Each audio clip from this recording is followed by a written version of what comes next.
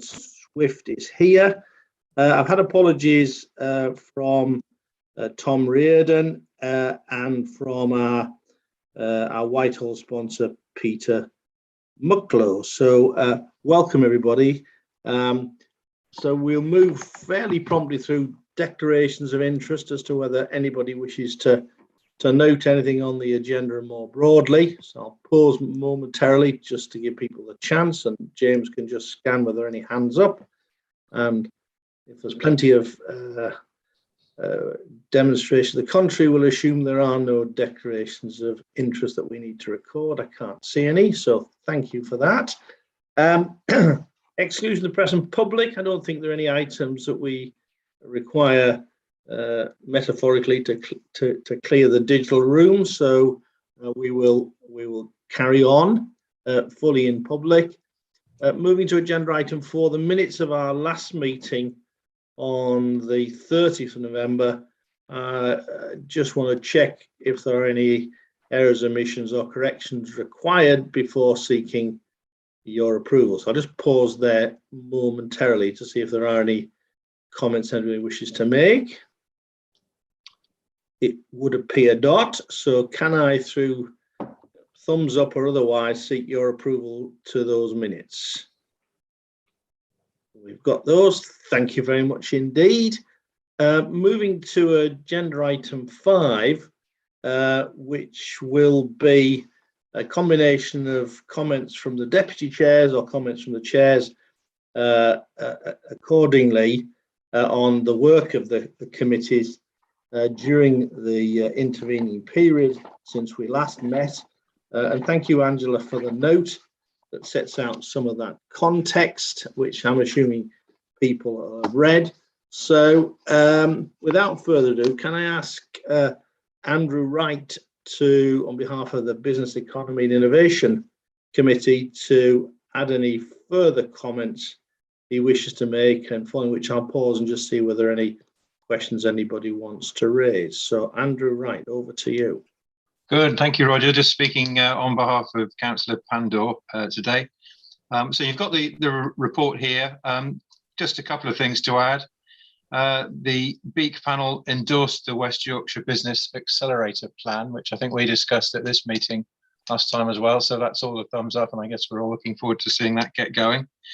We also had a report on the Entrepreneurship Initiatives, the 3 strands that are running now with the money that we have locally, and happy to report that the first 2 strands are up and running. The one that gives individuals on a one-to-many type of basis information about how to set a business up. So it's workstream 1 that's running, and also workstream 2 that offers support to businesses that have newly set up. That is also running. And the initial progress is good, and we're hitting the targets on the kind of involvement that we wanted with that. Workstream 3, which is about the big societal change type, brand new business startups, that tender closed on the 15th of January, so that will be being considered at the moment, and I guess we're waiting to hear who wins that, and hopefully by the time we're meeting next time we can be reporting on getting going with that. There was a lot of chat. I'll just emphasize what's said here. Actually, there was a lot of chat in the BEAC committee about overlap with other committees. I think the business people involved in our committee are very conscious that particularly the overlap with the skills committee, but also the green committee is very great, and there is an appetite for spending more time making sure that the committees understand each other's work and how it fits together. And I'm encouraging people to maybe do some cross attendance if they have time to attend either officially or as a member of the public, as it were, on some of the other committees to see how they go. And then the last thing, the Mayoral Manufacturing Task Force, Tracy, you'll be pleased to hear, is up and running. We've had our first meeting.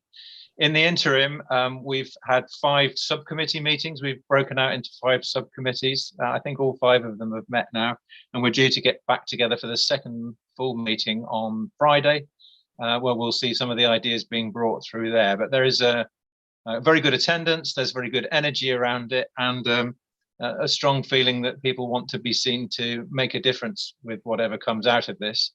It's probably still ideas generation at the moment, but we are putting firmly through a filter of what would actually really have some impact. Okay.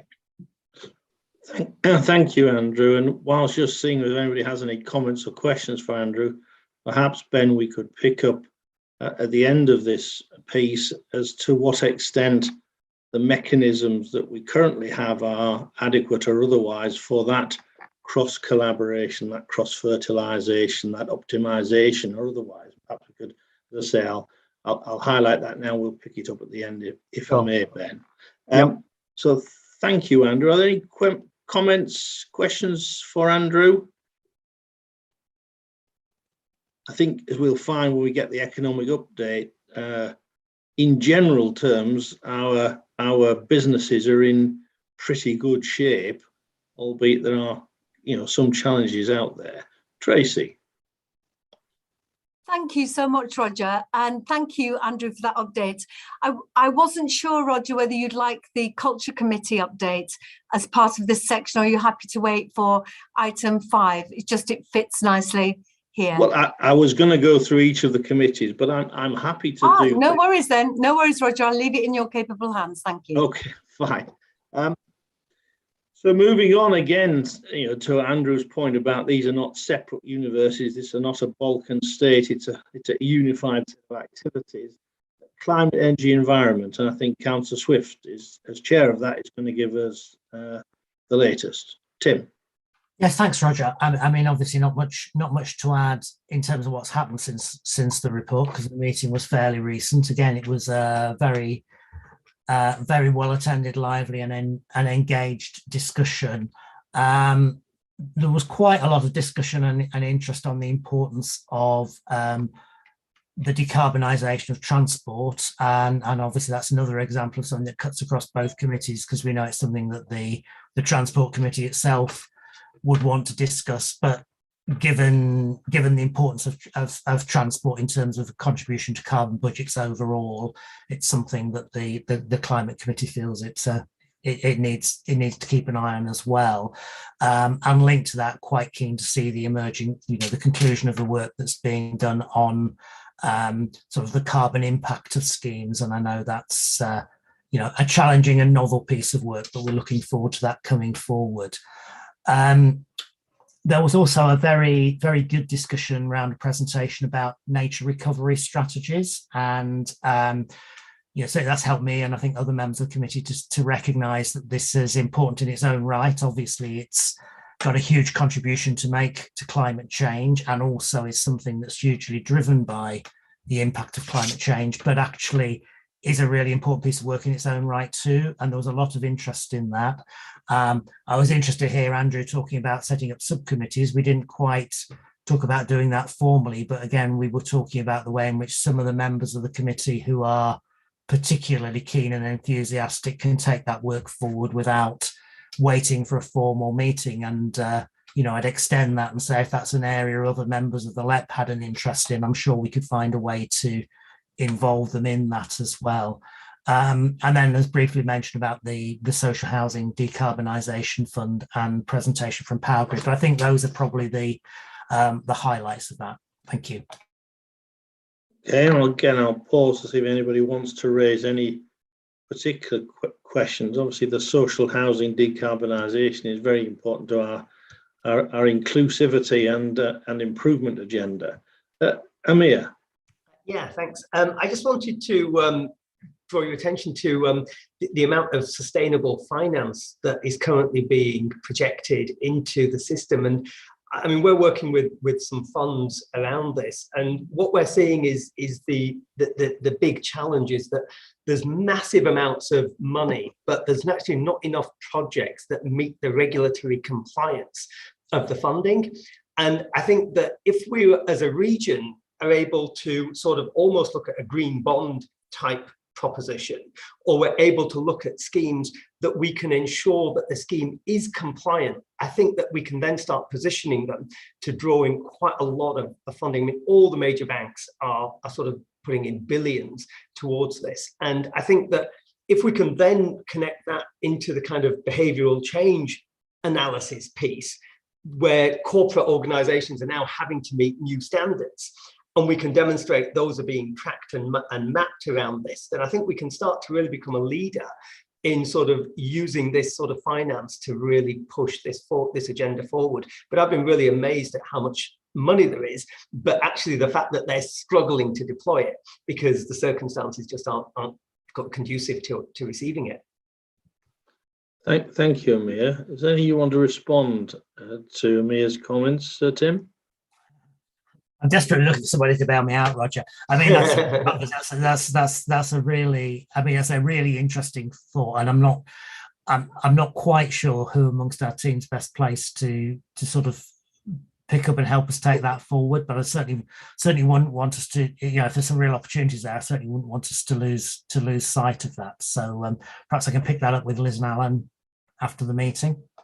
I would just add also the Council of Moreton has just issued a green bond, and so there is a precedent they've created around this. So I think it's quite interesting to look at it.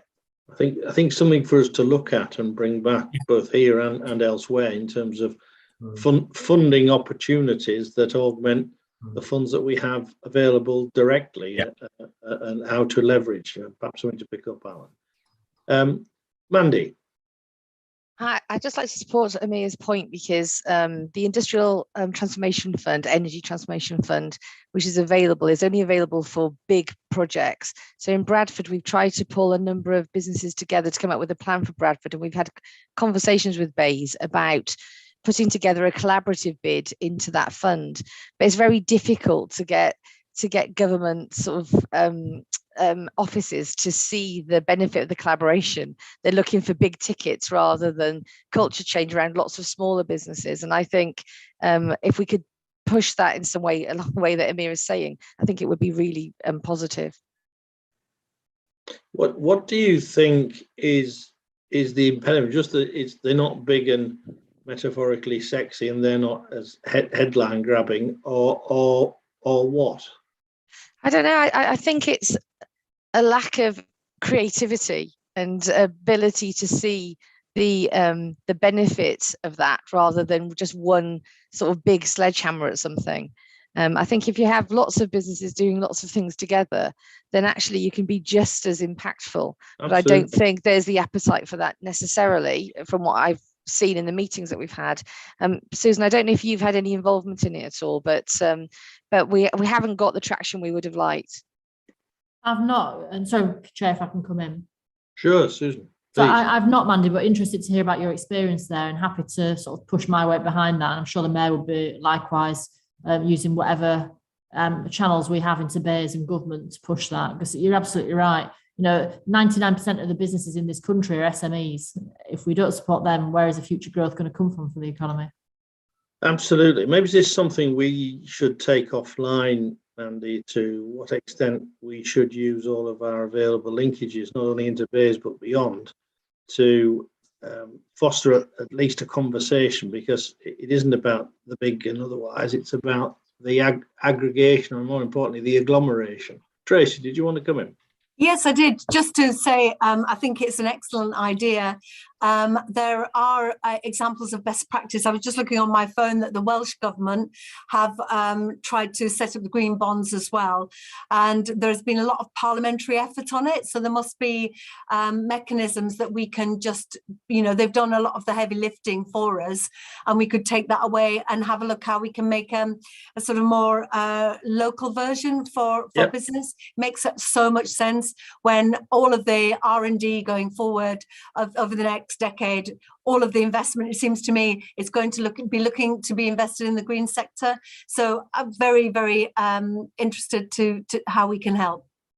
That's really helpful, Tracy. I think maybe, Tim, back to your committee, but also through officers, how we might, rather than reinvent the wheel, how to make sure we've got a West Yorkshire plug and play model to at least consider, let alone plug and play metaphorically. So thank you for that. If there are no further items, I'm going to move, and I'm going to welcome Kate. Sorry, I haven't had a chance to welcome you. Nice to see you. I'm going to move to Amir to give us an update as the Deputy Chair in terms of place regeneration housing, because I think it naturally follows on from what we've just been touching on. Amir. Yeah, thanks very much, Roger. I'm, I say, just standing in for Councillor Jeffries. So I'll take the report as read and sort of not really go over the items that have been sort of put in there. But the key things that I think have sort of changed from there is that obviously the West Yorkshire Mass Transit has been approved, the statement of intent is approved, and there's a document that's going to be coming out for that. I would say that the biggest area of interest and impact is really around the Brownfield Housing Fund. And I think that this committee is really, really, really well placed to sort of bring together lots of different strands to really shape what happens from a sort of a regeneration, skills, economic development, inclusive growth perspective. And I think that when we look at the overall sort of function of the money that's available in that fund, there's a number of schemes that are in there that have going through a process of establishing a business case. Those have been listed. And I think that we've got to sort of really identify what the seismic change we want to see across our region. And I think that levelling up across the region, where we've got areas that are more challenged than others, is something that we really need to try and target this effort into.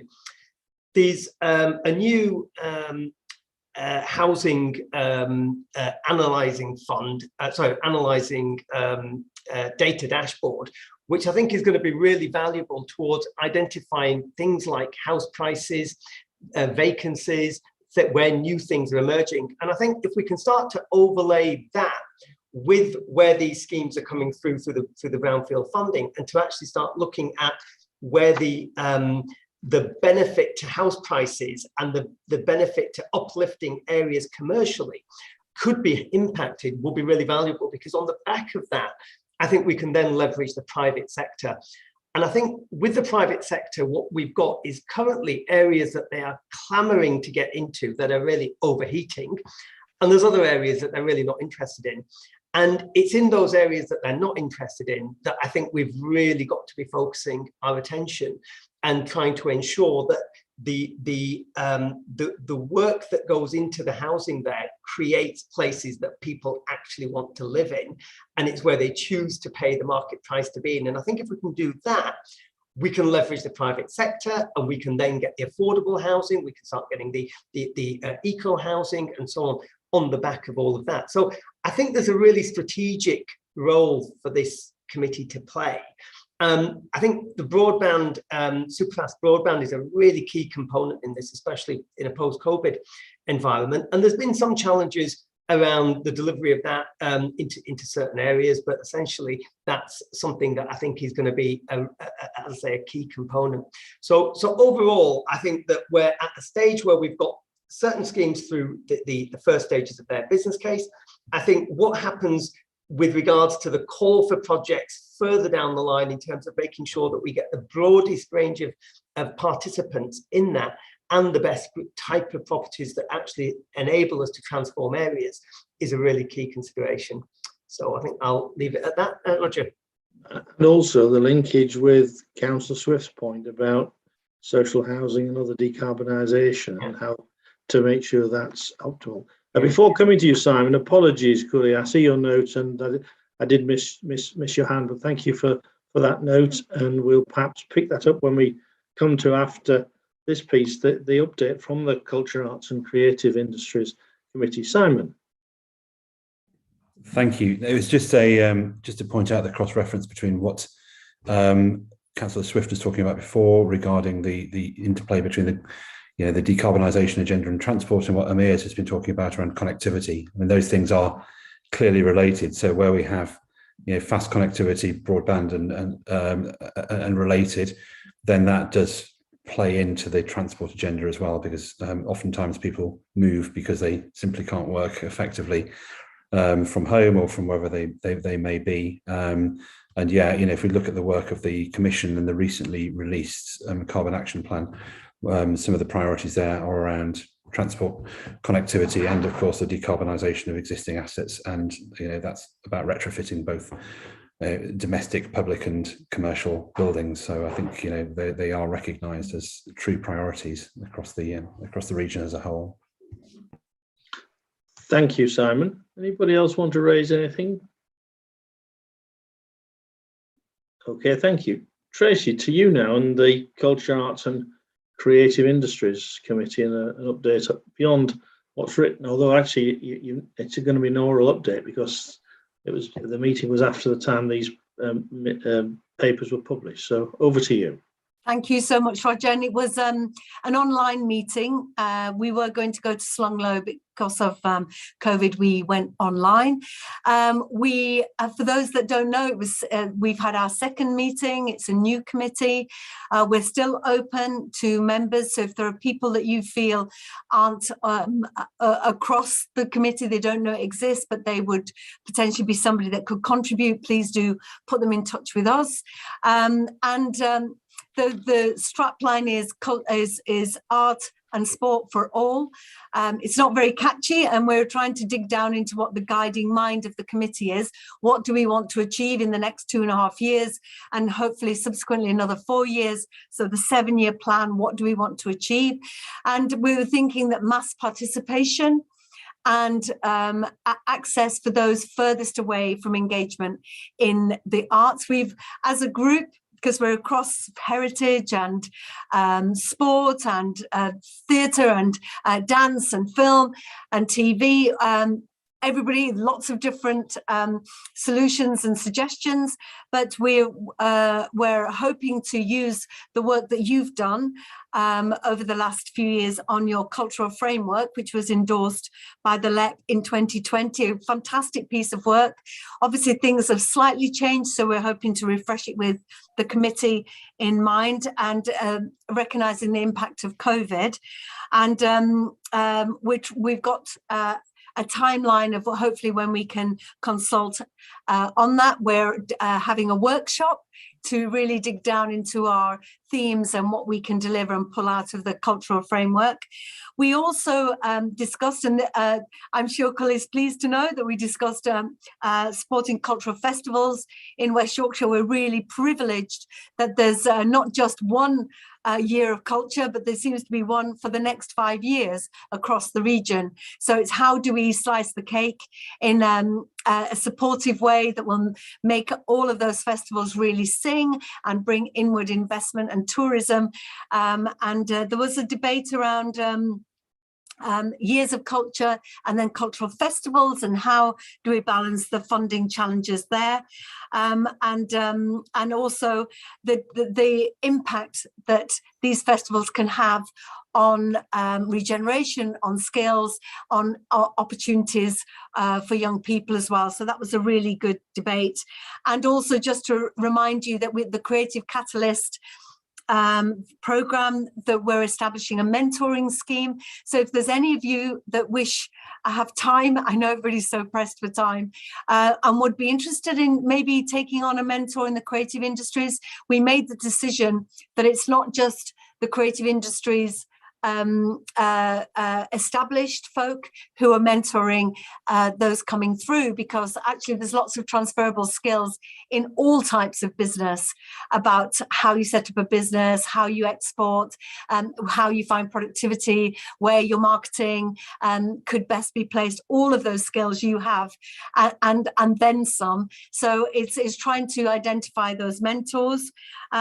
We were talking about the poetry library that there's a campaign going that is led by the Poet Laureate Simon Armitage, and we were having conversations about a Young Poet Laureate of the Year award, that the Mayor's Prize, working with Simon.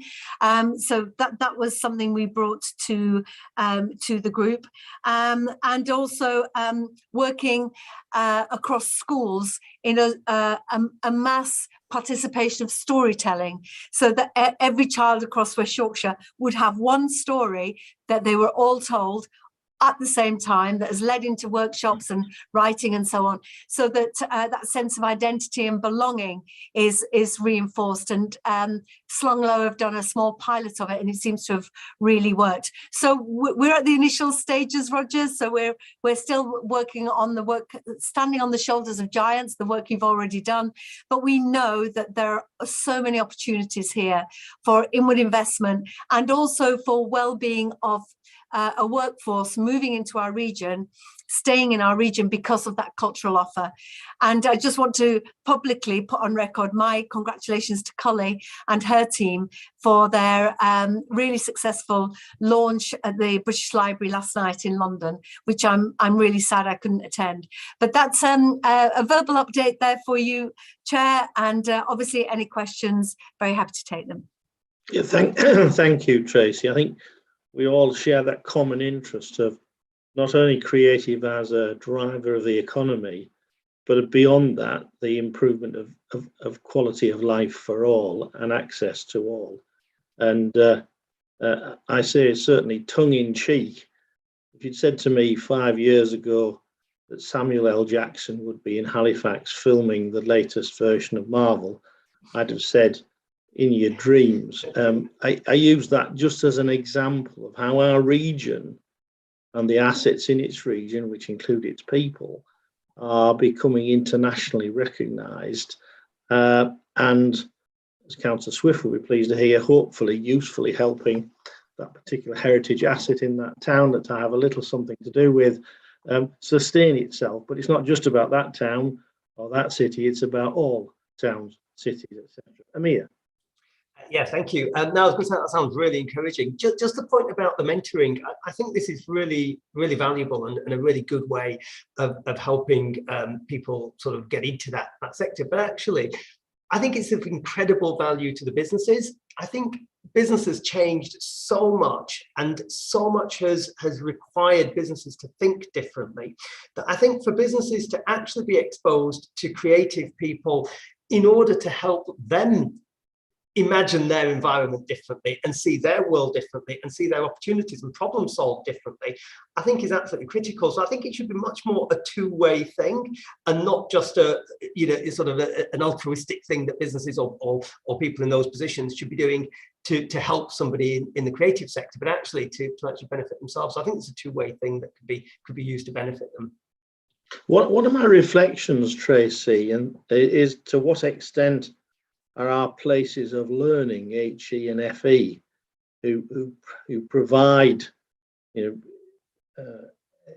suitably skilled, developed, or otherwise young people, are they aligned with or need to be aligned with this agenda? Because one of the things that we're very proud of as a region, relative to anywhere outside of the M25, is literally the number of STEAM qualified, A being arts on STEM, and to what extent are we making as much use of it for our economic and social benefit as compared to being exported elsewhere? Just wondered, maybe too big a question in fairness to you, but something we perhaps need to make sure that there is as much congruence as we can achieve. If I may, Roger, you're absolutely right, and Mandy's comment was right about that creative problem solving is something that is a real transferable skill across all sectors. And Amir's point about it learning being two-way, absolutely. You often learn as much from the mentee as the other way around. And if Amir, you were up for mentoring, I might have just corralled you into it. But let's speak offline. Thank you, Tracy. Simon. Yeah, just a quick one, really. Just sort of reflecting on what happens across my sort of normal day-to-day working life, and the pinch point around the types of skills that you're referring to there as STEAM skills is everywhere. And so the fact that we are making really solid progress on that is something that I think we should articulate and be proud of, because it could actually relate to inward investment and so on, because we know what the pinch points are like. And to Tracy's earlier comments around the creativity side of things, I know that I'm normally tagged with the green and the climate agenda, which, as everybody knows, is my passion and my career. But we need creativity to address the challenges that we've got there. We've got systems level change issues to deal with, and that's not going to come from just getting incrementally better at what we used to do. It's going to come from people creatively thinking through the ways to address challenges, and that means different skills, different backgrounds, different perspectives, all coming together. So the arts and the creative sector have a fundamental role to play in addressing these Gordian knots that we face in terms of the economic systems that link to climate change.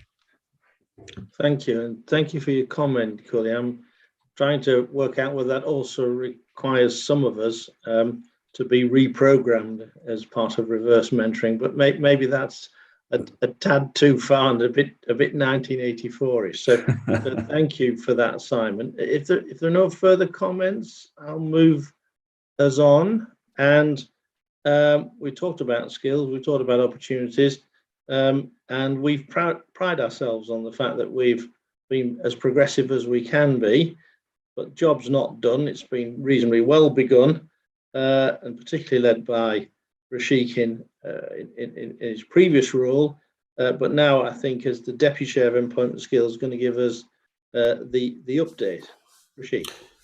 Yeah, thanks, Roger. And we had a really good meeting on the 24th this week, covering a pretty broad agenda of topics. We focused on a number of recommendations on how to improve the responsiveness of the devolved adult education budget, both to increase the utilisation of the kind of lifetime skills guarantee and also use of the delegated funds. So we were updating that. So it's quite a bit of work going on there, which was really encouraging. The committee also provided a lot of comments on the draft local skills report, and the publication will be done once all the comments have been received. So that looks very encouraging, some really valuable insights there. And the committee also was informed that the Mayoral Combined Authority has been invited to apply for a 12-month delivery of skills bootcamps, which would allow adults to retrain in key skills, especially in kind of shortage areas in the region. The bid's developed in a short time scale and working closely with local authorities, so that looks pretty exciting. And then also there was a meeting earlier this week of the first Green Skills Task Force led by our Mayor, Tracy. And again, that was really encouraging, lots and lots of insights there, really valuable discussion. So I think a big opportunity for the region. Thank you. And just noting your comment, Cully, yes, you're absolutely right. As the late Alan Turing said, those who can imagine anything can create the impossible. And I think we're a region that not only imagines, but actually implements where we can. Any comments or questions for Rashik?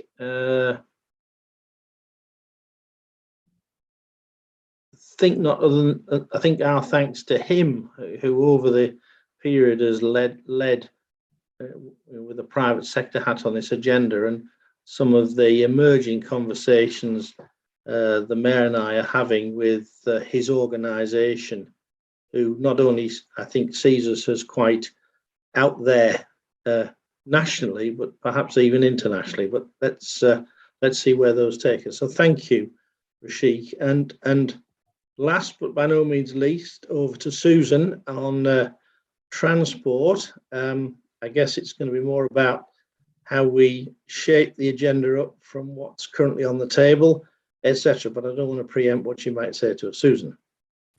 Thank you, Roger. I mean, obviously there's brief summary in everything that we're doing in the report, and obviously transport is the biggest agenda we've got really in the Combined Authority. So there's always something going on, and obviously we don't know yet what's coming out of the BSIP, CRSTS.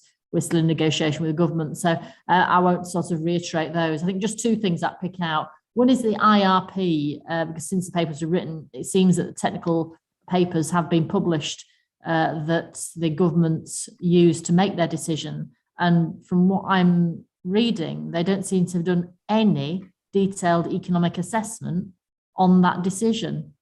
And therefore, that really now underlines major doubts for the nation on why those decisions were made the way they were, when they don't even know the economic impact assessment for those decisions. And I think that really gives us renewed hope and optimism that they should change their mind on those, because, of course, the decisions of a government should absolutely impact positively on the economy. And if you've not done your homework to find out whether they are, then surely you can't take that decision. So I think there's real grounds now for us to question that decision and make sure they overturn it and review in light of the clear economic assessment that we've done in the region, which shows in Bradford, for example, with NPR, for 27,000 more jobs, another 30 billion GVA over the next 10 years. So we've done our homework, and I would have expected government to do theirs before making a decision like this. So that's one thing, obviously, that's come out since the papers.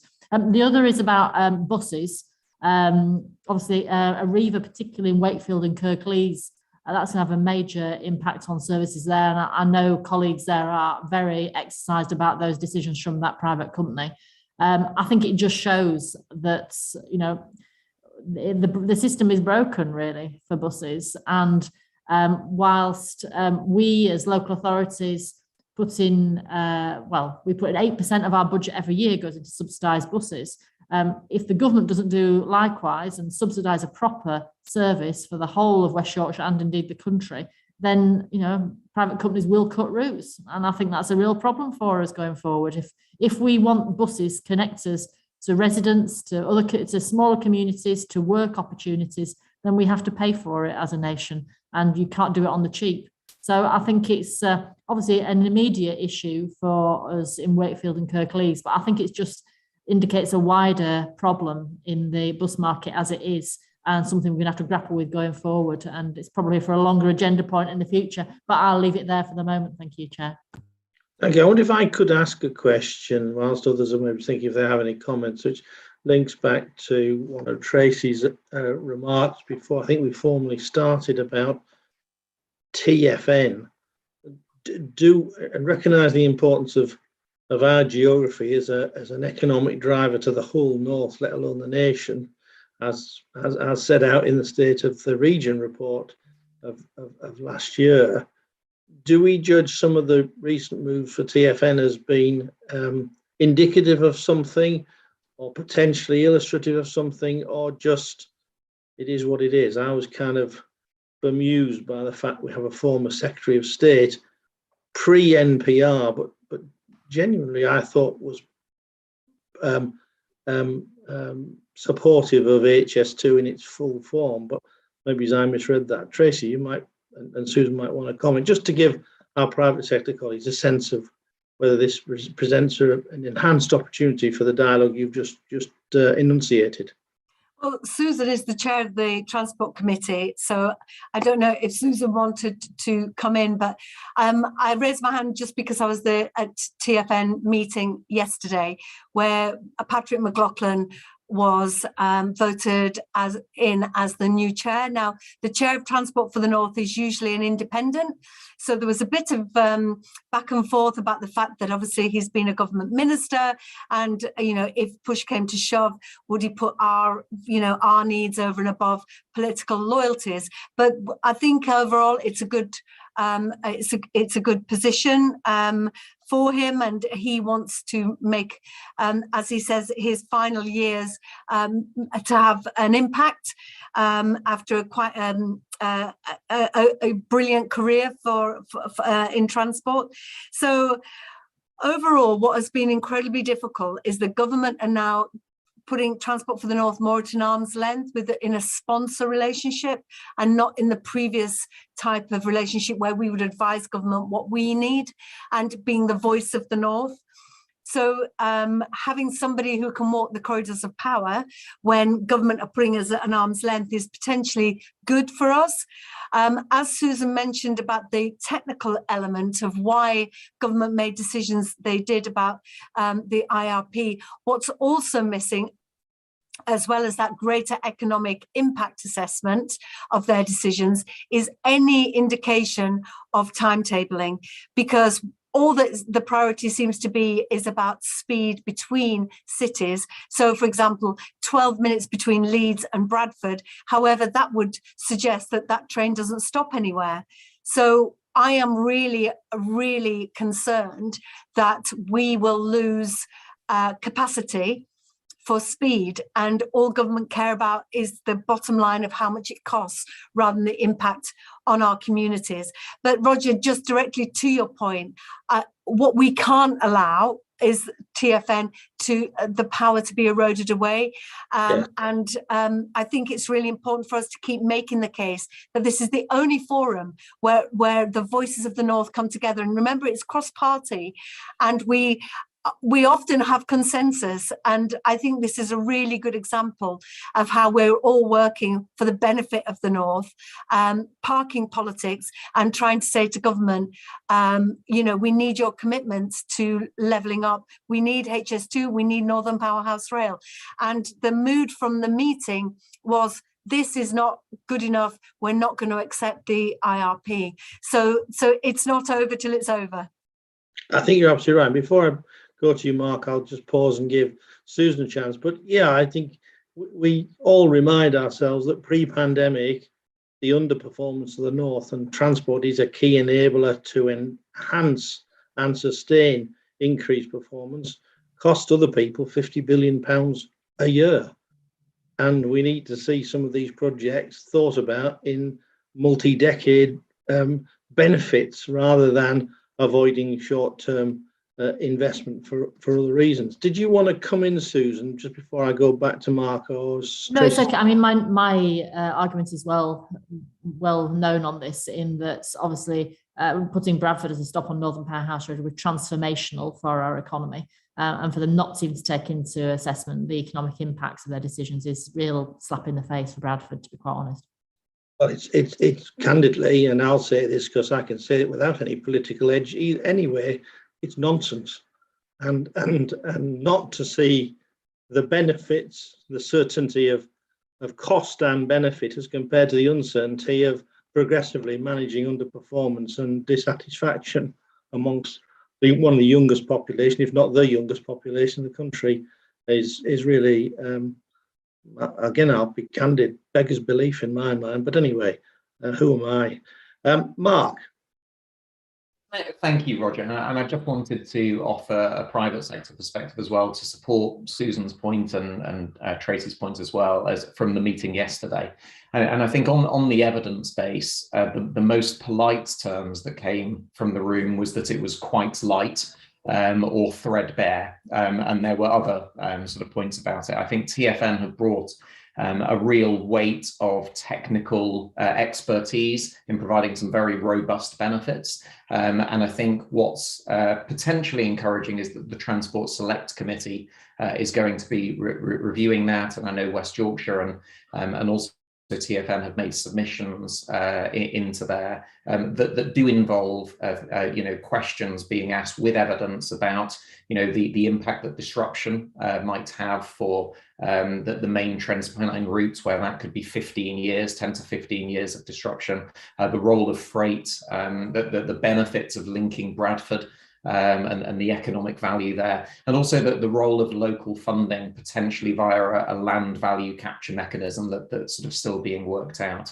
I think another point that we discussed yesterday was the future budget and business plan for TfN.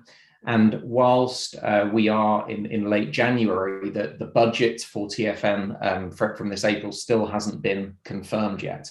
And there was a discussion about the impact that could have on losing very talented people in our region who were able to review and critique the evidence base and provide our own business cases.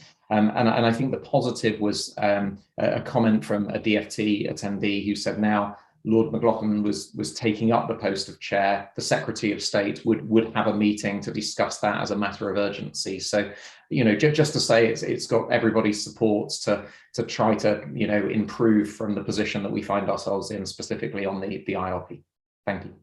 Thank you, Mark. I can't imagine somebody of Patrick McLaughlin's experience, he hasn't got that tied down before he took the job on, because it would, although who knows these days, I hope he did get some form of commitment, but it's not something new, is it? This sort of, well, we'll tell you soon. And meanwhile, things start to fragment, you lose good people when you're going to do it anyway. Just come out and say so. Sandy, did you want to come in? I was also, sorry, before you did, I was just reminded, actually, Sandy, of when we persuaded Patrick to come up to Leeds to see why it was a madness idea to have even though HS2's sort of off the agenda, have an HS2 station at Asda headquarters, where it currently is, and people then walk up, and I'm glad we chose such a rainy February day without any wicker umbrellas to walk him the route from when he arrived at Leeds City Station to where it would be. And I think it took him about 30 seconds to realise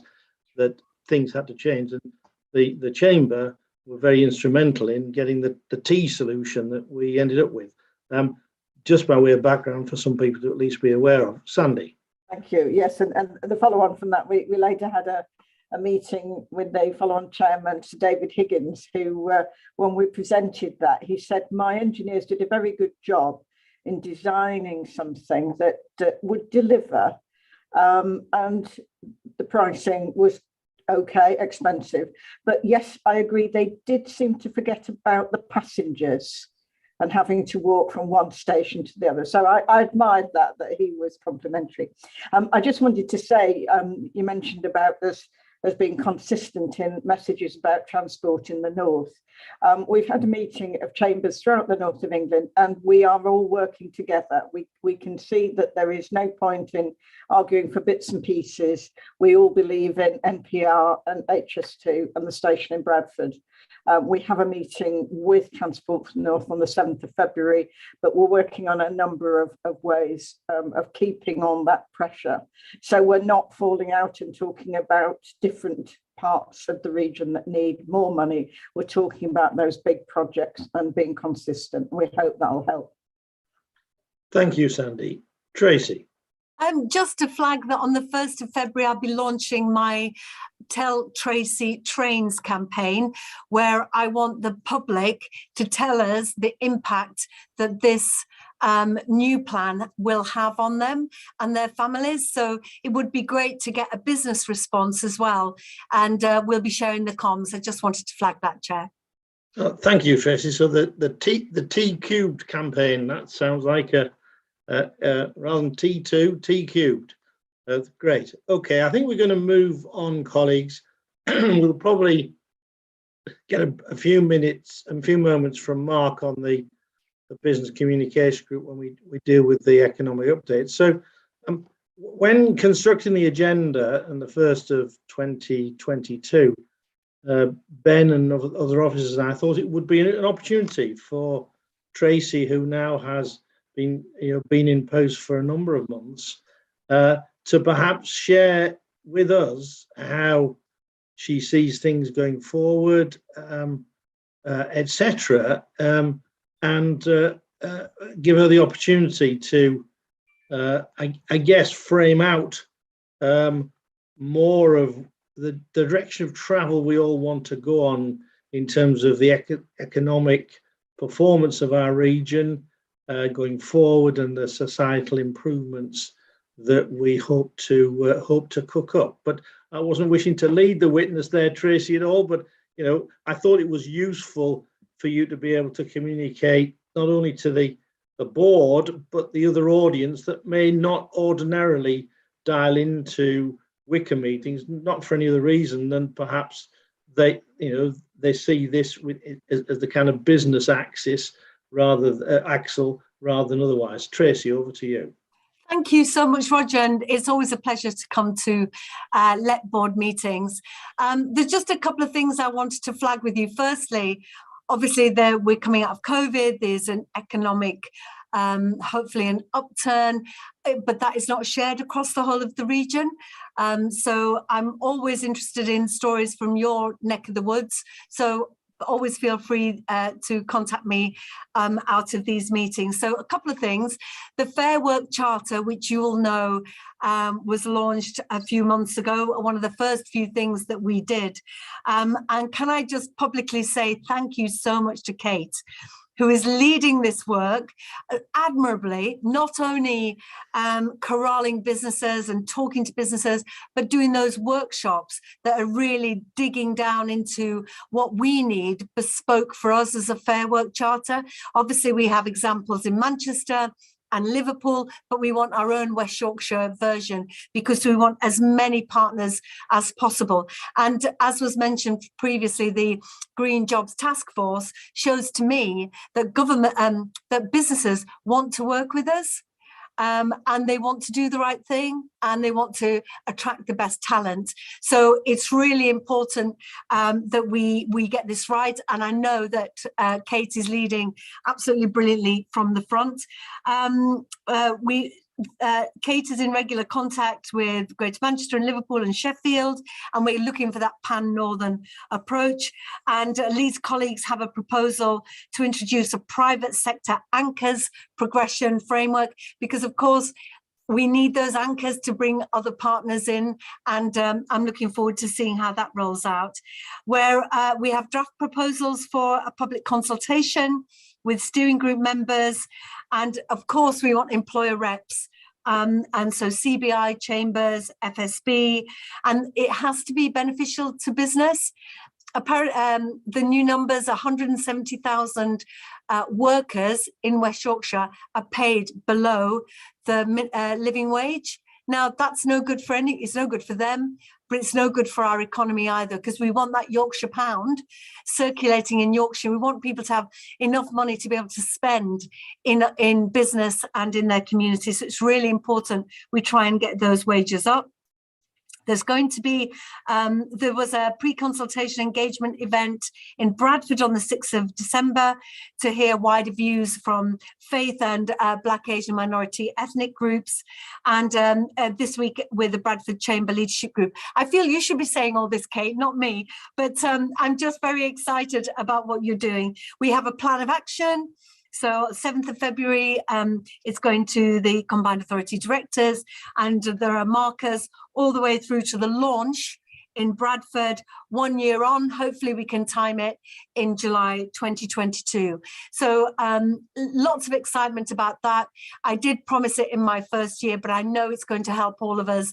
And I know that you're on board as well. So thank you.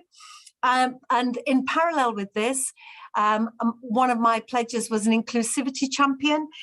We finally, after much sort of debating about what this person would look like, what the role would be, what the reach is, we've come to, I think, a really good place that the role is going to be part-time, but a very high profile, with a dedicated senior officer support. And I'm extremely pleased. As you know, I have no responsibilities for health in a formal way, but I'm incredibly pleased that we've got West Yorkshire Healthcare Partnership part funding the Inclusivity Champion, committing to 225,000, a substantial chunk of money, and that will be a fantastic bridge for us, looking at health inequality and also opportunity inequality, etc. So this Inclusivity Champion will bring together all of that thinking and potentially commission a West Yorkshire Marmot style review, because often we talk, don't we, about what a third of all children in West Yorkshire live in poverty, but we need to identify and really focus on what we can do to help. So we're working on the scoping. So Alan's done a brilliant job on that. So thank you, Alan. And the briefing's been arranged with the partnership, the LEP Board Chair and Diversity Champions and the Chief Execs. And there's lots I could talk about skills. Very, very happy that we've got the Skills Connect programme up and running, because it's going to be really reactive. So business can tell us what skills they're looking for, where the shortage is, and we can then act quite swiftly and deliver those options for training to help you get that skilled workforce that you need. So lots going on. I don't want to take up too much time of the meeting, Chair, but obviously happy to speak offline about other things that we're, if you're interested in housing, or if you're interested, and Cully and I have regular conversations about culture. So please do feel free to contact me directly. Thank you, Tracy. I'll just pause and open it up to any questions or comments about that shape of success. All of those are really important, and we will all be supportive of those of those important ingredients. I just wondered whether anybody wanted to add any comments, any questions, and hopefully board colleagues would think this would be, whilst Tracy's a member of this board, it would be useful occasionally to have these so that we can debate and discuss, so that the partnership continues to be alive and well. Anybody want to raise anything? I'm not seeing anything. So thank you, Tracy, for that. It may be that next time that we might actually say, could you think about this, that, or the other? As again, not to put you on the spot, but just to have that two-way dialogue. I think the important thing for me personally, however one expresses it, but that notion that we get back to that net contributing economy that's not only important for the North, but for national wealth, as well as a consequence, improving the wealth of all of our residents is so important. But anyway, thank you, Tracy. Did you want to say anything, Tracy, or shall we move on? We'll move on. No, I Ben, have to move on, but if you wanted to discuss something in particular, I agree, Roger, that maybe that would be helpful as well. Yeah, two-way. Thank you. That's great. Thank you, Tracy. Ben, before we do move into agenda item 7, Ben, I did say that we'd perhaps just pause at the end of the committee updates to just get any thoughts you have on ensuring that we have cross-fertilization, pollination, cooperation, whatever C word you can think of across the committee family. Thanks, Roger. So I think one of the things that has emerged as a theme since the new structures were introduced in the summer is about how you maintain the connections between the work of the committees. So I think we're probably at the stage where there are 4 ideas that we're trying to put around and to try and address this. We've already started, but we will kind of formalise the sharing of minutes between committees so that the formal record is there. That of course will be historic rather than forward looking. So we'll also ensure that there are officers in each meeting that can talk about both what's happening and what is going to happen in future committees as well, to join up on cross-cutting themes in that way. Nevertheless, there will still be some themes, in particular inclusive growth and health, for example, where there isn't a bespoke committee, and these are themes that all of the committees are being asked to look at. So we'll do periodic update papers on those themes in order that we can join up the agendas that way. And then there is the kind of final strand, which is where there are issues that are common to more than one committee and where we will be sharing the same paper in different committees, being very mindful of where the formal decision making might lie. But the best example of that at the moment is the kind of carbon assessment work and the need for various committees that want to see that and have input into that process. So I think, Roger, we're still getting to grips with how best to do this, but those are our initial thoughts on the steps that we're taking to try and join up to make sure that people see things in context and have the chance to influence and shape. Thank you, Ben. And I understand 1 or 2 people are having problems with connectivity, so don't worry, come and go as you need to. I guess it's one of those challenges, but as everybody's on mute, if it continues, we might have to consider whether we should go off camera and less speaking, but I don't think we need to do that yet. So we're going to move to the economic update, which is going to be led by Alan and Tom. But before doing so, and there's no natural home for this in the agenda, I thought it might be interesting for colleagues just to understand, seeing as this is a LEP Board meeting, as to kind of where is the future? What is the future for LEPs? And whilst we're all waiting for the levelling up white paper, I hope not with too much bated breath, because I'm not sure how much detail there'll be, as well as what is the future of LEPs, rules, etc. I thought I would share with you the headlines from a meeting that I had with my LEP network hat on, with the chair of the LEP network, myself as the vice, and the chief executive, and a couple of colleagues who were on, I think, including Ben, with the Secretary of State for Business and the Minister for Levelling Up, Neil O'Brien, so Kwasi Kwarteng and Neil O'Brien, just prior to Christmas. And what was reassuring is that the review process, whilst it's been protracted and otherwise, has achieved a number of objectives. First of all, the various bits of government are aligned about the importance of LEPs going forward, having understood rather more clearly, our words, I think we use far greater understanding and appreciation of the role that's being played, particularly in partnership with the public sector. All these things we know, and rather than a few poor performers, mainly in the south, or certainly south of us, determining the future of all of us, rather actually a more rounded approach to seeing the results of our efforts, the working with the public sector, the bringing the business perspectives,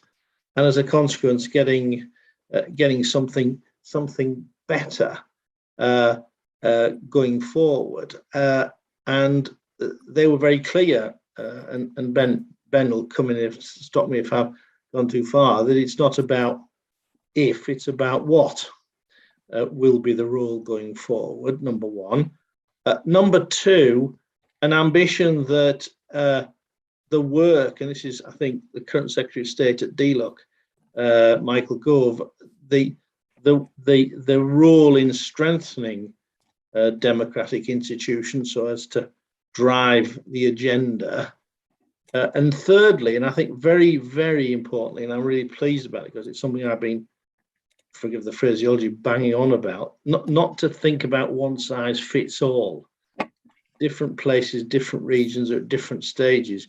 We have an integrated model that works for us, but North Yorkshire may not quite be there yet, other places, etc. And a view that what we want to do is to optimize the 1 + 1 is more than 2 of this private public sector engagement and partnership on for common cause. Common cause, as I've already enunciated, driving up the growth, but actually eradicating all the things that we'd find abhorrent in 2022 that really feel like they should still be in 1922. Should be consigned to 1922, not still prevalent in 2022. But anyway, that's my own view. I just thought I'd share that with you. I don't know whether, Ben, you wanted to add anything, but I thought it was important for people to know, as far as I can see, unless anything's changed, government's got their act together. They are at one, and particularly Bays and DLUC, on the fact there will be LEPs going forward, roles to be defined, constructs to be agreed as to fit for purpose, depending on the geography, topography, and the already existing democratic institutions, rather than some, it's got to be the same everywhere. On the one hand, on the other hand, we need to make sure that that fairness prevails when it comes to appropriate allocation of funding. Ben, did you want to add anything? Well, I think you've covered the situation as we understand it from government really clearly, Roger. I guess the only point I would make is that I think we've been making the point consistently at LEP meetings over the past 9 months that regardless of what happens from the LEP review, and I don't think we're expecting much detail in the Levelling Up white paper about the LEP review, but hopefully the kinds of comments that Roger has already outlined. But regardless of all of that, the relationship between the public and the private sector in West Yorkshire, we want to keep that as productive and as deep as it currently is, and indeed look for ways to enhance it even further. Thanks, Roger. Thank you. I'm assuming there's no need for any questions or comments, but I'll pause momentarily. Okay, so we will now move relatively seamlessly, Alan and Thomas, to the, or is it Alex? I can't remember, to the economic update piece. We've also got the paper. Thank you for it. Some interesting reading in terms of where we are economically, as well as the claim count. I can't quite square that in my mind, but I'll hand over to you, Alan, first. Great. Thanks, Roger. I just wanted to say a couple of words just to introduce Tom to you, because this is Tom's first LEP Board meeting. Tom joined us in December as our Economic and Transport Analysis Manager, and we're really grateful to have him in the organisation. Some of you will have met Tom because he's presented at some of the committees, but for those of you who haven't, here's Tom, and I'm going to hand straight over to him. Thanks, Roger. Thank you, Alan, and yes, again, on behalf of the whole board, welcome, Tom. Be assured, whether over the digital airways or in person, we don't bite. Tell us how it is.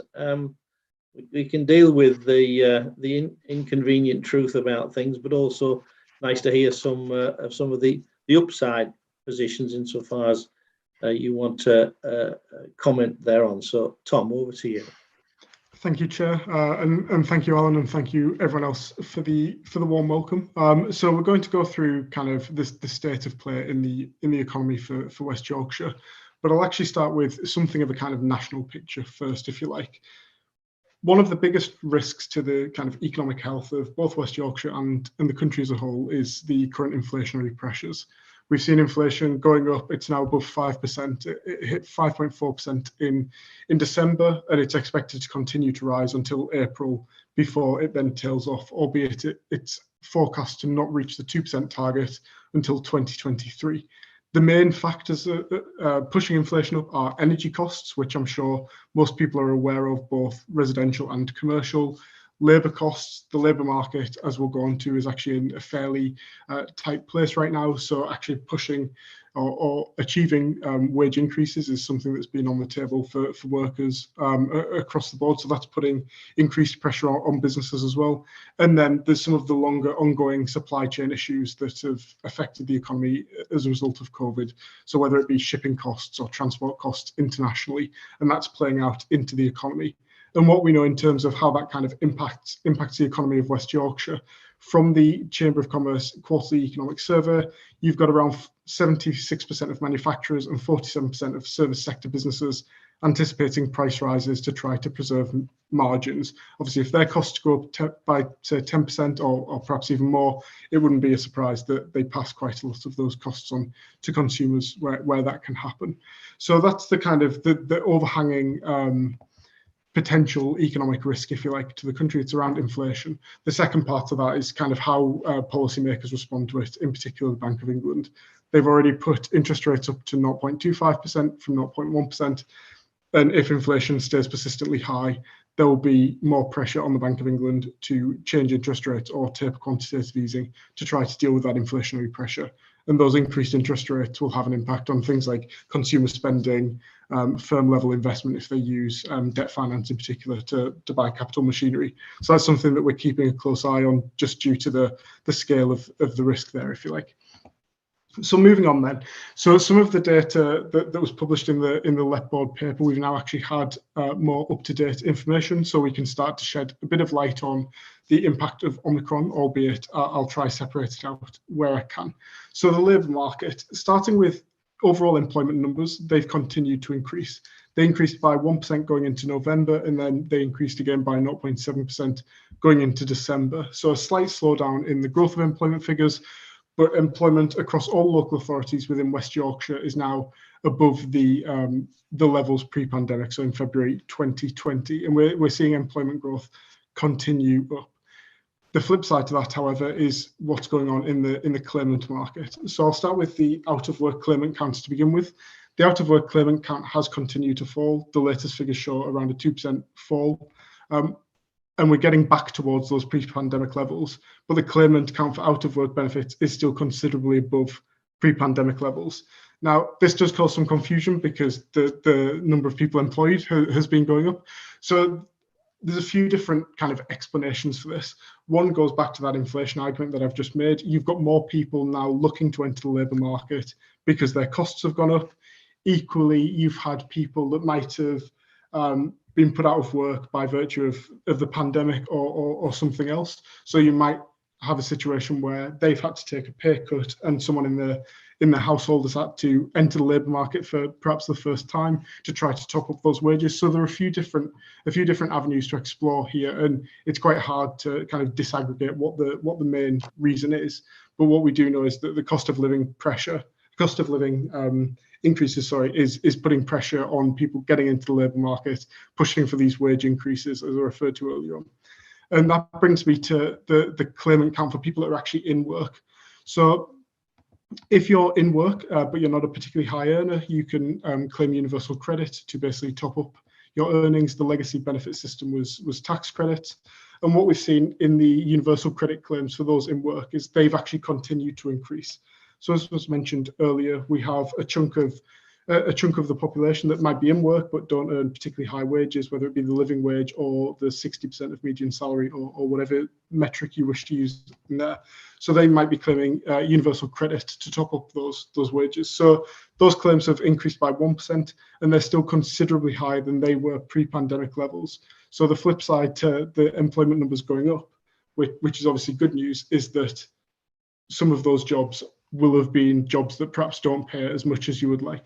Now, in light of recent government policy and the budget, with the tapering rate and things like that being moved about, hopefully the pinch, if you like, from those extra hours will be less severe than it once was. So you might see more people going into the workforce, but equally you could see an uptick in universal credit claims from those people in the workforce, because the kind of consequence of working extra hours is less severe than it was. So that's the kind of the labour market position.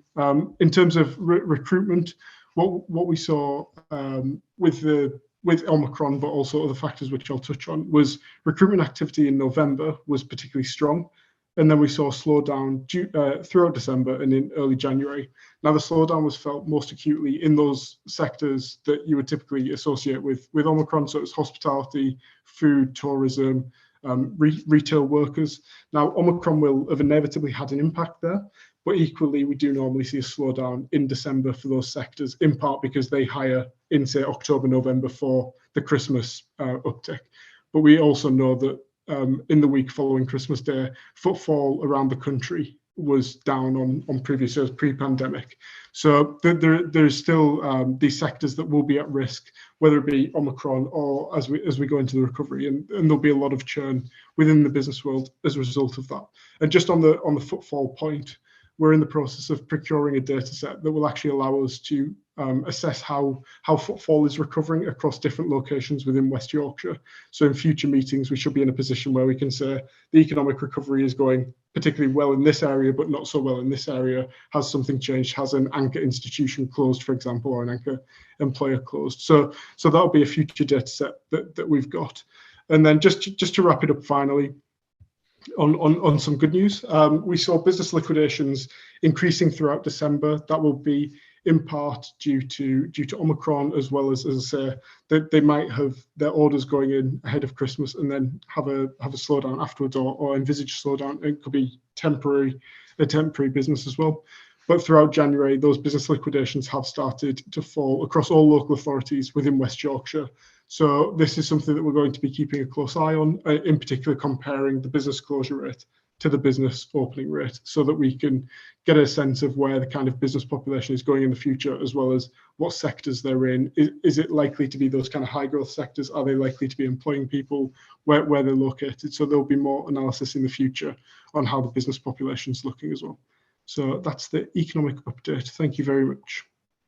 Thank you, Tom. Well done, and a rapid review of what is a pretty complex situation, complex topic, I should say. It's interesting you mentioned about the uptick in terms of one of the challenges we will face through 22 into 23, barring anything further coming to hamper us, is the availability of strategic investment sites, and our ability to, our success at filling a lot of those sites. Let's not negate it, but we've now set a ball rolling, and we will need to continue with that, working with the private sector. But thank you for that, Tom. Any comments, questions for Tom?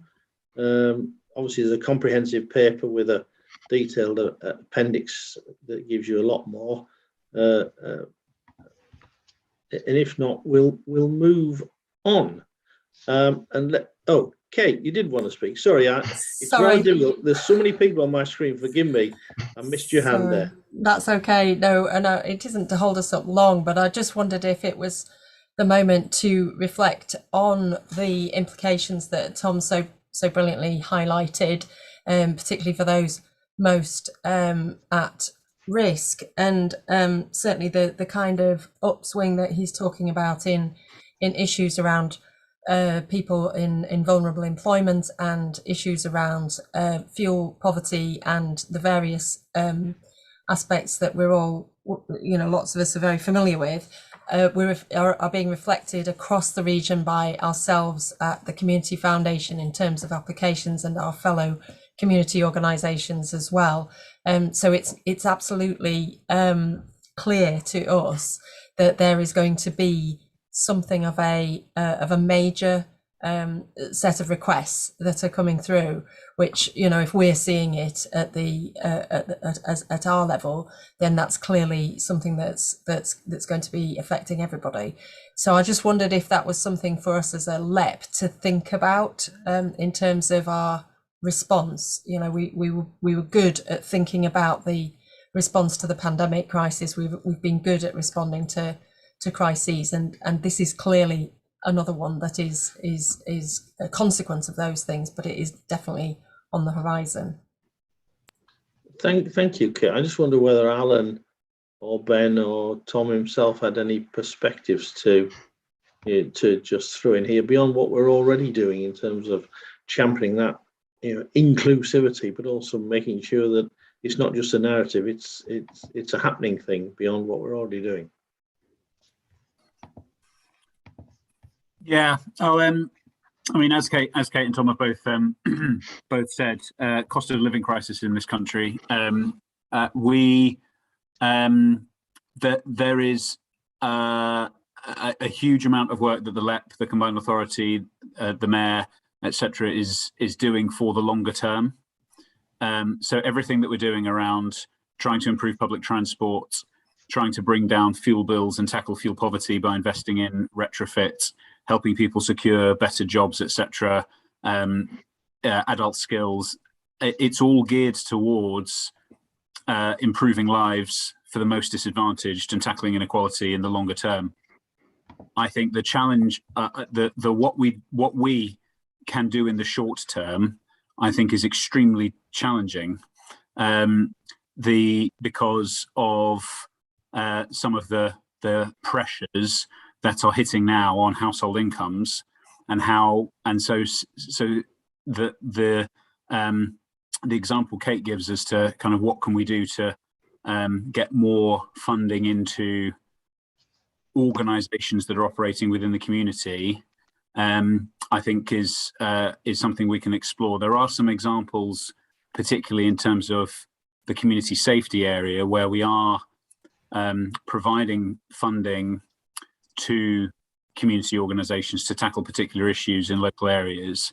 We can give some consideration more broadly to what could be done, but there and open to suggestions. I was thinking particularly around fuel poverty, to be honest, Alan. Right. With the kind of issues that people are facing around fuel. Yeah, because so we've recently announced funding exactly in that space, but it takes time. So for instance, pilot retrofit programs in some of the most deprived parts of West Yorkshire, which will enable homes to be prepared for retrofits. And we're also waiting on a multi-million-pound bid to government for retrofitting, for decarbonising in social housing. So there are lots of examples of things that we are doing in the longer term, but the ability to, or what we can do to support those households in the short term, in terms of the levers that we have at a regional level, I think is really challenging. I wonder if this is more about pressure then, whether there's certain pressures that messaging that Tracy and anyone else within the authorities can feed back to the centre, because you're right, longer term stuff is great and really important, especially when it's green. But actually, if it's whether people can heat or eat, it's now, it's not in the future. I think this is probably an agenda for the wider Metro Mayor group and the civic leaders in their dialogues with government about actually, as we responded to the pandemic, some national initiatives maybe, but let's not perhaps try and find the answer, but let's keep coming back to the question, Kate. You're right to keep bringing us back to it, because this is the prize. the rest is all enabling this prize in my mind. So I think we will move on in the interests of time, but thank you, Kate, and thank you, Alan. The West Yorkshire Trade Strategy, which we did debate when we met in person at Nexus, and there was a feeling that some other work needed to be done.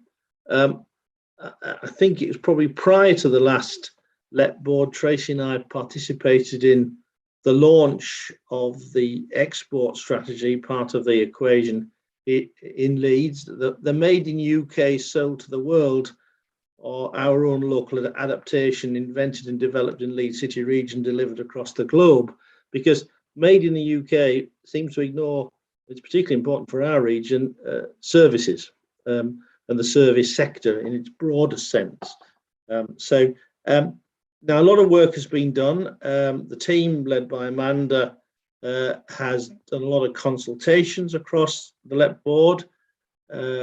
Prior to the publication of the paper that's before you, we had a private sector briefing, and people were there to challenge and question and otherwise. And unless they tell me they've changed their minds, the component parts of the private sectors, this board are content with where we're at. But what I'm going to do is I'm going to hand to Amanda, and she can just share some of the things that have changed before seeking your approval. And this isn't, that means it's done and dusted, but actually approval to move on and implement, right, and get beyond design, albeit we're also always minded that we have to flex and change as opportunities and funding, etc., becomes clearer, available, or otherwise. So I think I'm handing to you, aren't I? Or is it Brian and then you, Amanda? I'm not sure which way around it is, but whichever way you want to go, please start. I wasn't sure if it was Andrew first. Ah, is Andrew? Oh, sorry. Have I missed? Maybe I've been misled. Are you about to say something, Andrew? Clearly not. No. Okay. Okay. Why don't you start it, Amanda? Okay. Thank you very much. Nice to see you all this afternoon. I'm conscious that you have already seen the strategy and hopefully have had a chance to cast an eye over the updated version that we have put in your pack for today. We certainly welcome the discussion and debate at the last LEP Board meeting and took away the issues that were raised there, issues all of which we absolutely accept are important, and I hope that what you now see in terms of the strategy is what you hope to see as well. Just to, I guess, go over a little bit of old ground and set the context before I talk particularly about one of those issues, is just to remind you that the strategy is about setting a framework for international trade support activity for the whole region. So in that sense, for all the partners across the region. And the intention of it is about inspiring, empowering, providing access to international markets for SMEs, the benefit of people who live in West Yorkshire, but also businesses across West Yorkshire as well. And we very much see that it's a strategy, obviously, for the region, a strategy that will set a direction of travel.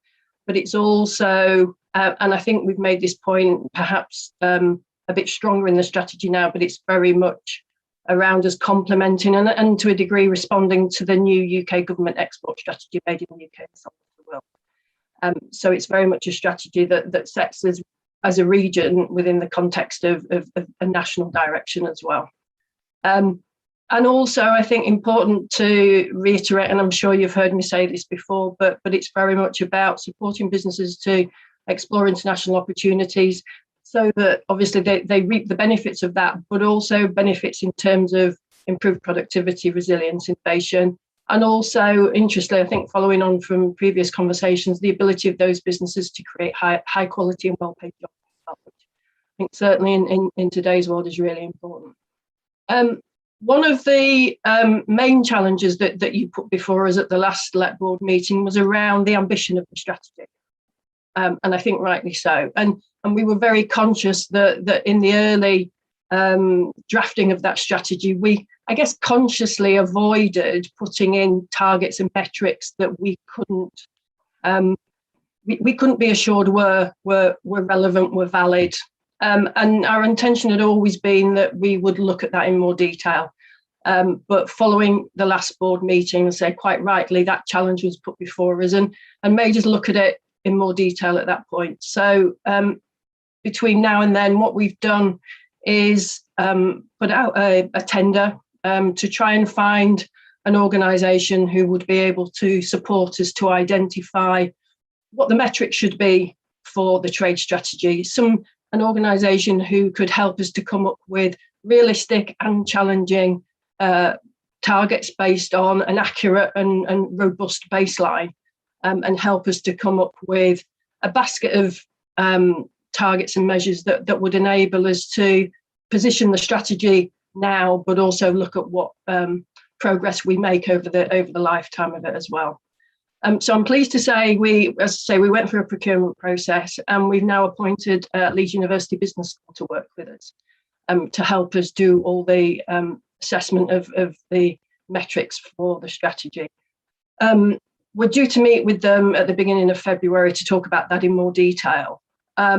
But based on the proposition that they put before us, we are really quite confident that they will help us, as I say, to come up with something that is robust and something that we have some confidence in terms of the ambition for the strategy.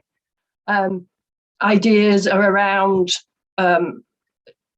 exports, value of exports for both manufacturing and service industries, and we've made a big point, as you'll know, in the strategy about the importance of the service sector, which is something that we've kind of struggled in the past to measure in any real sense.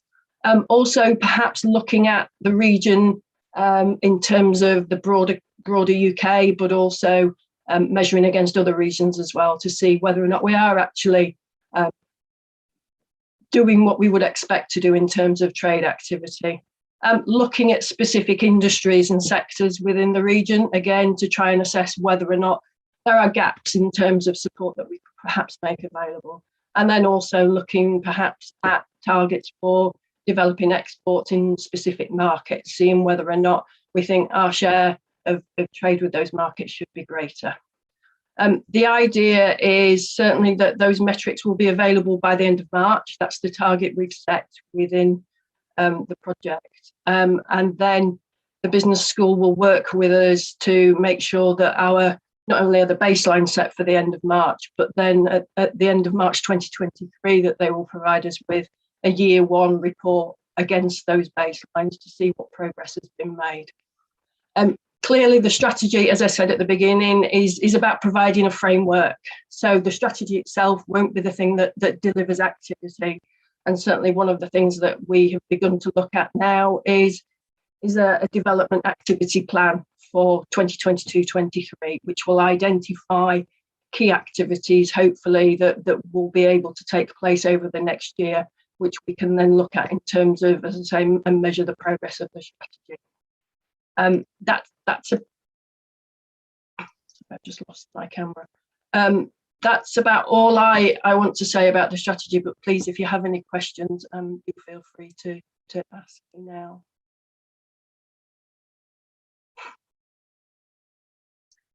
Sorry, I was on mute. Thank you, Amanda. And whilst people are thinking about what maybe comments or questions they want to come in, just to remind people that the national prize or ambition is to move us from something around £600 billion worth of exports to £1 trillion. The exam question before us is, so what's our part of that journey? And as Amanda said, there's work ongoing to think about this trade strategy tube from both ends. One end is, so which sectors, which markets, which countries, not just doing more of what we've already done, and importantly, which businesses who haven't could, or who have but could do in different places. So to bring those two together, and then as a consequence, we may need some programs to engender that in addition to whatever central support there might be from DIT or otherwise, because as a microcosm of the whole UK economy, we should be a key player. Not saying the only player, key player in every facet of what trade might be. The other bit as well is to say, well, all these deals have been done. You know, for example, the aspiration once we have a free trade arrangement with India, say that there's another 30 billion of trade. So how much do we think we could capture, if at all, as compared to perhaps another prize? And I hesitate to mention Mexico, but it would be remiss of me not to mention Mexico, so because I'm a bit like a stuck record. But these emerging economies of the world that are west and south of us, not just all east of us. So thank you, Amanda. I think you've done a great job, and I hope all colleagues feel that against the challenges facing when we had our in-person meeting, you'll feel inclined. We'll come to the recommendation in a moment. Mark first, then Andrew. Mark. Thank you, Roger. And I also wanted to say a big thanks to Amanda and all the team for all the hard work, for listening to the points in the November board and all of the engagement sessions, and then reflecting these in the updated paper. I chaired the business communications group yesterday, and this was one of the topics. And I just wanted to convey in general hugely supportive comments from the business groups and representatives that were there about the strategy in general, but also about the really high quality of the consultation. So I wanted to make that point, and again, thank you and the team for that. So some of the comments said, you know, many places don't even have a trade strategy, let alone one of such a good standard. And I think, you know, like some of the previous comments from our LEP board in November, that there were many positive comments about the amount of support available. I think one theme was still that we need to make it easier for businesses to access that support. And I think that's especially true for SMEs. And we talked a bit about SMEs, which perhaps don't benefit so much from either that expertise in-house or from some of the direct Department for International Trade initiatives. So I think as we go forwards, really focus on how can we make this easier as a single point for businesses to access. But really helpful. Thank you, Amanda. Thank you, Mark. Andrew. Yeah, sorry, I was a bit slow on the mute button earlier. Just echoing the thanks there for the excellent responsiveness. I think everybody can see that the product has really substantially changed as a result of the various conversations we've had, including one quite recently. Just a last remark from me really is that I think one of the reasons this has been at least as challenging as always is because there's a bit of an absence of any central direction on what's happening on trade. And maybe in common with some of the other themes that we deal with as part of this group, we shouldn't be too worried about that. We really expect too much, and as we have done, get on and carve our own way and make sure that, you know, the things that we're doing are continuing to be sensible and echoing with the business as they are doing. Okay, thanks, Roger. That's really helpful, and I've been trying to find a way of weaving this in. As long as we are clear about our trade strategy cake, then whatever other cakes may be around the place, we can put it to good economic and improvement purposes.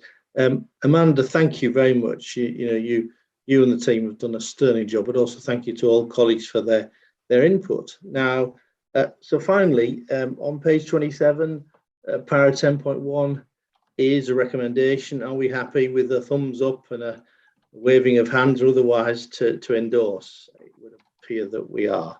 So let's crack on, and thank you. But again, a good example of interactive but constructive debate and discussion that produced something even better than it was back in November. So thank you again, Amanda and the team. So we'll move on, and is it you, Liz, that I'm going to come to on the health tech strategy, which we did approve at the last LEP board at Nexus, but with some requests and asks, and Liz and others here, Liz maybe on her own, just to address those things again, just to make sure we're as up to date as we can be, because this is a very important sector to our economy. You know, there are more businesses in the med tech space in the Leeds City Region LEP area, 25% more than any other LEP area in the country. So if there's a strength that we need to make sure we maintain, let alone widen, nationally and internationally, then this is one. So, Liz, I guess relatively short need for you to update, but just to make sure colleagues are briefed on the latest aspect of this pre-approved strategy. Thank you, Chair, and I am joined by Sarah Bowes on the phone as well. If there's any particular questions, but as you rightly say, this is such an important sector for the region and for the country, that we want the health tech strategy to really do a job for us in maintaining that and doing more where we can. It's really very much a shared endeavour. So as well as the comments and feedback that you have all given us, which we are very grateful for, and I'll come on to the things that we've changed in a moment. We've continued to engage with others as well as we develop this action plan.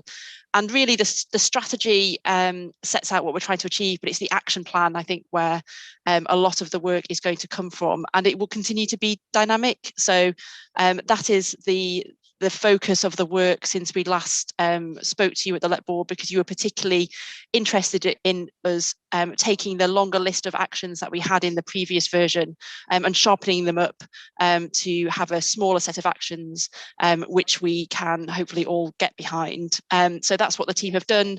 They have had some other specific conversations, so thank you to those that have engaged with the team outside of the board. Really appreciate your feedback, and hopefully we have done that justice in the action plan that's come forward. So the annex is the action plan that we would like to have any further thoughts on today. Like I say, it does continue to be dynamic, because, for example, there's a newly forming improvement and innovation hub as part of the health and care partnership.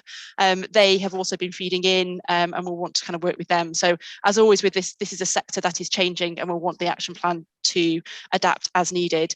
So just to briefly say, the action plan now has 3 headline goals and then 7 action points in total across that from the previous 14, and hopefully you'll agree that they are more specific and really kind of set us up to really, 1, work together, strengthening the ecosystem within the region, 2, make sure we're matching our innovation with the health and care system need. I think that's really important because that's also about our health outcomes, and then thirdly, making sure our region is rightly recognised as a leader. There's a lot more detail in the action plan, and conscious of time, Chair, so I'll pause there. I'm more than happy to take questions or extra thoughts as needed. Thank you, Liz, and thank you, Sarah, for your inputs. Recognising the relative strength of this nationally and internationally, and the linkage to our approach to innovation-driven entrepreneurial activities, I think we're in a good place on this. But what this overarching strategy does for the area is perhaps also set the challenge around some of the parallel universes that exist in this topic area as to how they fit in or need to be retrofitted to this regional agenda rather than any particular town or city. And also this is about economic growth rather than academic interest. It's about translating into more success and then better health outcomes for all, internationally, not just locally. So I'll pause there. The request is for us to note this, and we'll be bringing these things back as they develop and shape or otherwise. But I'll pause momentarily to see if anybody wants to make any comments beyond, obviously, our collective thanks to Liz, Sarah, and the team in the same way we've just done with Amanda for the work done today. So I'll pause momentarily.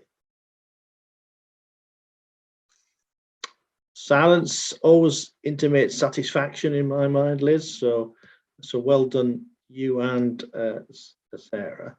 Before we move to agenda item 10, I'm not sure whether it's Caroline or Brian or Ben, but we'll come to that in a moment. I should have mentioned, and forgive me, Mark, that Mark has taken on the role of chairing the Business Communications Group, something that I've caretaken since Joanna Robinson stepped away from the LEP Board. and I hope as one of the means of engaging with on a two-way dialogue, and you've already exemplified that it's in a good place.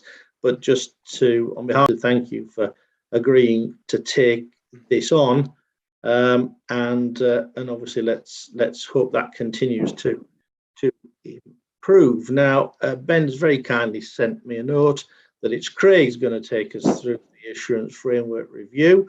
I think in the interest of time, and it's a big document, and we've been through this, it might be helpful, Craig, just to highlight the main substantive changes since our last update, which is the current version prior to us approving the sign off of this one, or sorry, delegated authority to sign off this one. A large part of the changes are to reflect the new position we find ourselves in, happily, that we now have and have had now for several months, an elected mayor, something we've aspired to for many years. Some of us personally have aspired to it to the point where I've forgotten when I started aspiring to it. But so what I think importantly, Craig, if you could just highlight for the board the substantive points rather than necessarily anything further, and then we'll look for the board to, I think, approve, subject to any further and final bits and pieces being delegated to me, Tracy, and others. So, Craig, over to you. Yeah, if I could just give a little bit of context, and then I'll go into the changes. None of them are substantive, actually, but if I just give a bit of context first, we have to do a review of the assurance framework every year because government require us to do that, and they send guidance out every year to allow us to do that. Last year we had a wholesale review of the assurance framework, so therefore we're not proposing to do the same again this year because we're still embedding what we changed last year. And also the guidance that we've got through from government this year is very, very minimal, actually. So we've had to make very few changes to take account of that. Just also to note that we have already made 2 changes to the assurance framework since it was agreed last February because of the mayor starting in position, but also because of the new committee changes as well. So we did 2 separate changes during the year that were approved.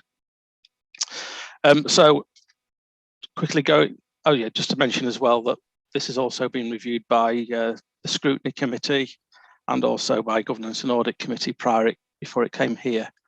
So the key changes are, again, there were a few updates because the mayor is now in post that we had to make. Still, we've now got the West Yorkshire investment strategy, so we needed to refer to that within the framework. Again, there was a few further changes to the committee structure that we had to make again this time around, and also some minor changes with regards to economic services grants and how we deal with those. We've also developed the carbon appraisal approach for assurance now, and that's been inserted into the framework itself. And then there was a little bit of guidance around value for money that government sent through in their guidance, which, to be honest, we've covered ever since we really started having the assurance framework, but we made that just a little bit stronger in the narrative within the document. And then lastly, just an added sentence with our approach to evaluation that's developed over the last year now that we've got a specific evaluation manager in the combined authority. So that was it really. So the recommendations were just asking for any feedback and whether or not the board was happy with the changes that we'd made, and then yes, if there are any last minute changes that we need to make, that would be delegated to the chair of this committee, the managing director, and also the chair of the combined authority. Thank you, Craig, and thank you actually very correctly. I used the word substantive in circumstances where it's actually more modest, so absolutely right to do so. So I'll pause again to see if anybody has any questions. I'll direct people to the papers, paragraph 10.1 on page 76. The 3 recommendations there. I'll pause and then I'll ask for approval of those recommendations. So I'll pause momentarily. Appears appear to be content. Excellent. Silence is satisfaction again. Could I formally move those recommendations and seek your approval? Thumbs up. I'll do it twice because. Thank you very much. Thank you, Craig, for all that. An important Cheers. piece in our governance arrangements. As you can see, there are 3 further items, 2 items for information. They're there. I don't think we need to discuss them unless Ben indicates we should otherwise. Just prior to I'll note it now, the date of our next meeting is the 31st of March, and subject to whatever the prevailing conditions are, it may well be, or hopefully will be, in person, but I guess we'll watch this space. But the one thing I just wanted to just touch on, just so colleagues are aware of the forthcoming or still planned Convention of the North NP11 Metro Mayors and others conference in Liverpool on the 8th of February, where building, I think, on the work we all did in 2019 in Rotherham, the whole notion of offers and asks, not entitlements or otherwise, and building on the NP11 Convention of the North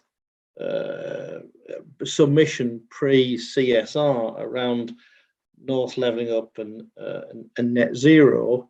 The conference, which we're pleased the date was chosen to fit in with the Secretary of State for levelling up, Michael Gove's ability to be with us, is to set the scene of kind of where we are now, where we want to go and the importance of levelling up in that agenda, and then some specifics around a number of the themes we've covered on today, and making sure that, as we have achieved previously across the political, economic, geographic spectrum, that we speak this is my language, the language of the whole being greater than the sum of the parts, the offer we make, but the asks that we have at this important juncture, and recognizing obviously the COVID scenario overlay, over the top of this, that we're going to be limiting the number of delegates to the event, but trying to get as much of a cross section as we can. And on that subject of cross section, to make sure as many of the voices that need to be heard or participate in this agenda, as we achieved in Rotherham, follow through. The programme is still being finalised. The other headline speaker is hoped to be Andy Haldane, the former Chief Economist of the Bank of England, and perhaps there may be some other government ministers willing to come and be part of it, not least which Neil O'Brien. I think that's the latest I had. I'm going to pause to see whether Ben had any further to add, but the whole point of this was just to inform you, just so you're aware, that each LEP is being asked to think of 10 businesses from their geographies they'd like to have invited. It'll also be live streamed, and it'll be videoed so that a broader community can have access. As I say, we're striking the balance between having something in person as well as obviously ensuring there's a wider audience, both here and otherwise. Before perhaps I bring Ben in, Tracy, did you want to comment? Yes, thank you. And it looks like I'll be chairing a meeting on transport, which gives us an opportunity to speak for a few minutes. But if we were selecting or suggesting businesses, can I please encourage everyone to think about diversity for our region, to have those? It is an all-male panel currently, apart from myself and in a side meeting. So do, please, if, those women on this call, please do step up. And obviously the diversity of our region needs to be reflected. So thank you so much, Roger. A very fair challenge, Tracy. It's and that's why inclusivity is such an important topic for us, because it's what we further aspire to as compared to where currently at. Ben, did you want to add anything further? I should also comment that NP11, in other words, the 11 LEPs across the north, will be making beyond the in-person and other contributions, will be making a financial contribution to the conference, and as we've done previously in that objective about the north being picked off or bits marginalised, but actually the north speaking with one voice. Ben. Roger, I think you've summarised it all. In fact, you made the point I was going to make, which is that the conference will be what you might call properly live streamed. So there'll be full access to the plenaries and the breakout sessions provided online. So although attendance is going to be quite limited, I mean, I think it's a good opportunity for people to listen, in particular, I suppose, to all of the sessions really, because they'll all be available. I think it's important to travel all the way to Liverpool. Maybe you could take offline, Mark, Ben, and others, about ensuring that our business and other communities, to Tracy's point, but more broadly, are aware, and we remind them, maybe more than once, maybe several times, that they can access it, so that, you know, particularly HE, FE, etc., maybe quite instructive for people, you know, doing business studies, etc., to listen into these sort of things. So try and encourage as wider participation from our region, recognising its fundamental importance to the national economy, as we can. So perhaps we could take that offline, and Tracy may have some thoughts as well, which we'd want to encompass. So yeah, we'll do that. If everybody's happy, other than restating that our next meeting, hopefully in public, will be the 31st of March 2022, and these meetings are coming, and they seem to be fewer and fewer in my diary, but that's a discussion for another day. Can I say thank you to everybody? I think we've had a good discussion, a good meeting, and I'm always pleased that we managed to finish either on time or just a tad ahead, and today is a tad ahead. So go well, go safe, happy Wednesday and all that jazz, but most of all, thank you for your continued participation, and importantly, our partnership, capital P, remains alive, well and very strong. Thank you. Thank you so much, Roger. Thanks, everybody. Thanks, everyone.